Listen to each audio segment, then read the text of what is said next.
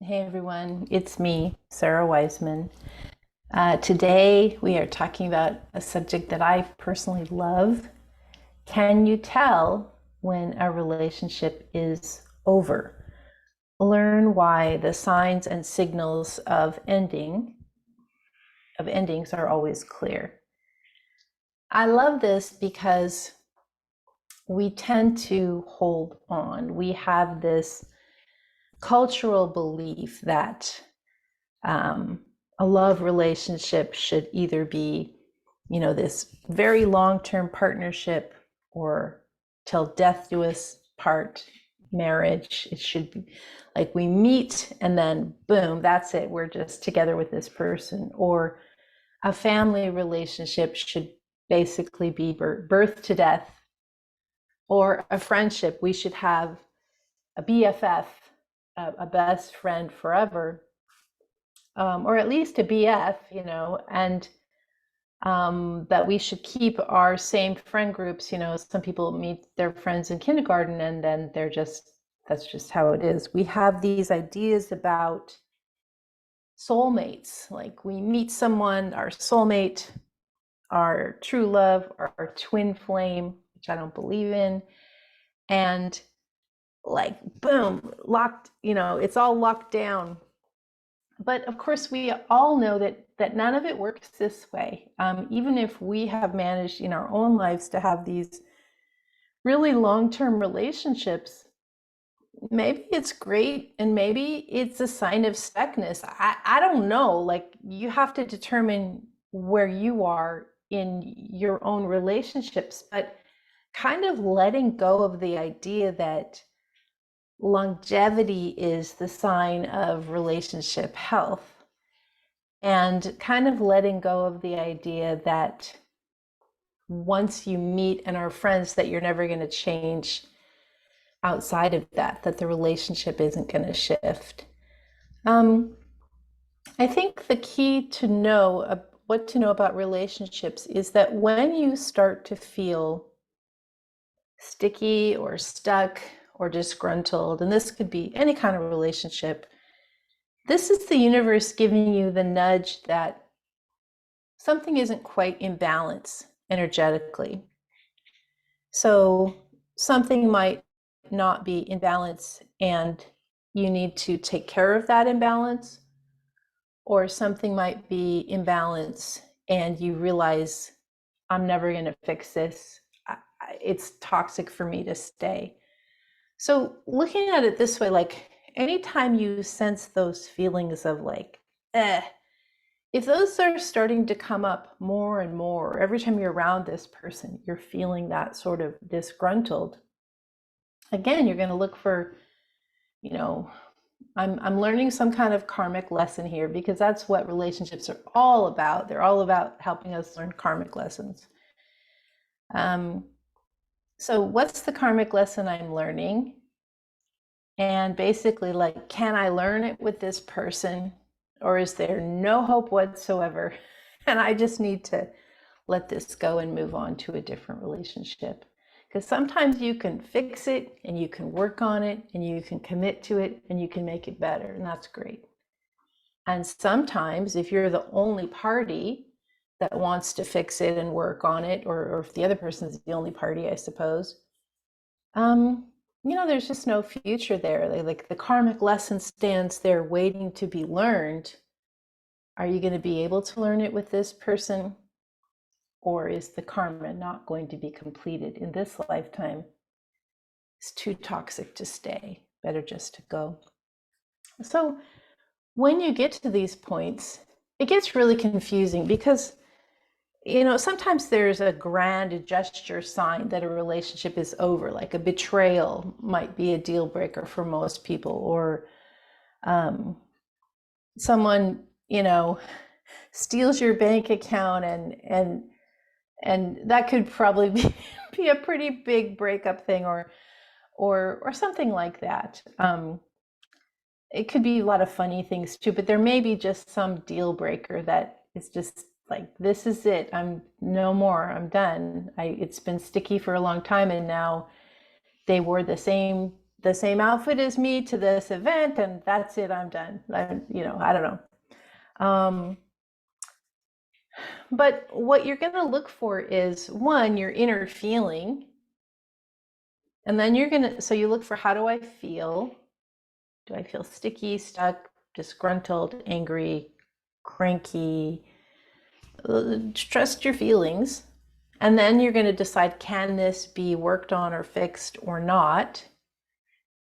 And then the third piece that's going to come is, events are going to happen. So this idea of, betrayal, or someone cleaning out your bank account, or someone wearing the same outfit as you, even though you told them you were going to wear that already. These are events that are going to start to happen, and they'll start to happen more and more with this person. So even if you feel like, I can't, I have all these feelings, but I can't really trust it, I should just give them another chance. Or even if you feel like, I've tried and tried, and I'll just try harder. That could be.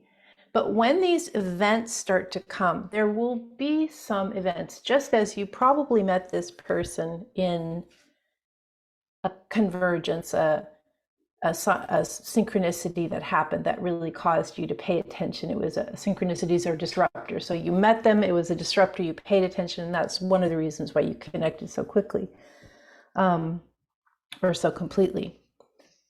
Another event will happen that will also be a disruptor, that will cause you to pay attention at a deep level. And so when you're confused about, like, should I stay or should I go? Should I work on it more? Or has it been worked on to the extent that it can be? And you're going to watch for your feelings. You're going to watch for your working on it, giving it a shot, working with another human to see if you can come to some compassionate cooperation. And then you're going to look for these events, and the universe is very funny with the events that it brings.